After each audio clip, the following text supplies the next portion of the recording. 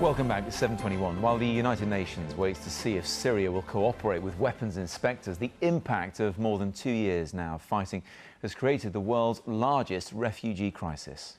And today it's estimated the millionth child will flee Syria, seeking shelter. Nearly 2 million people are thought to have fled since the uprising began in March 2011.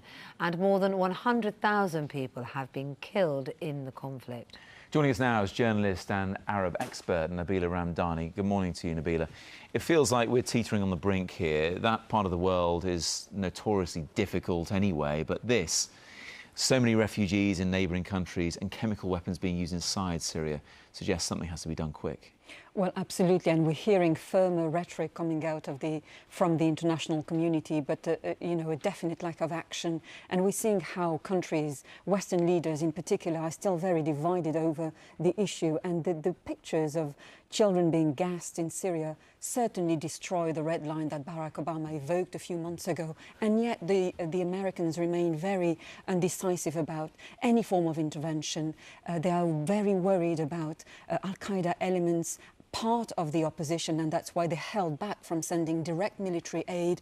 And we've heard from the chief of staff in the military in America saying that for now the only way forward for us is to send more humanitarian aid and indeed aid to moderates in the opposition.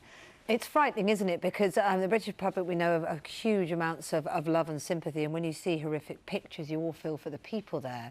But it's a problem for everyone in the world if that whole region becomes destabilised. Is that what's holding people back? Because they've just got to get it right.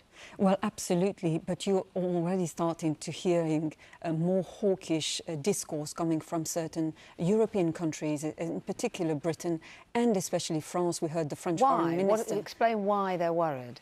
They're worried because, as you said, it's a hugely complicated area with, you know, wars by proxy being carried out between different allies.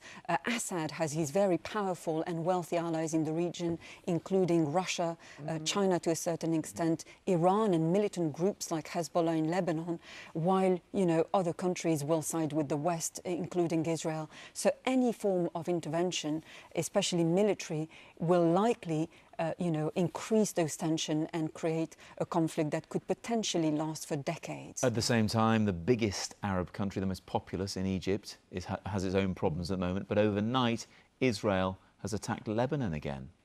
Yes, indeed, and that's why the international community is increasingly worried and sees that, you know, it has to do something over the growing crisis in that part of the world. The French foreign minister has evoked the idea that the international community might need to circumvent, you know, the United Nations Security Council decision and might take the lead in in potential military intervention. We've seen how French foreign policy recently has been quite hawkish. It intervened in Libya, in Mali, and it put pressure on the EU to lift the arms ban to the Syrian opposition. So there's a very slight possibility that the French might take the lead in a broader coalition. Nabila, thank you very much indeed. Nice to talk to you this morning.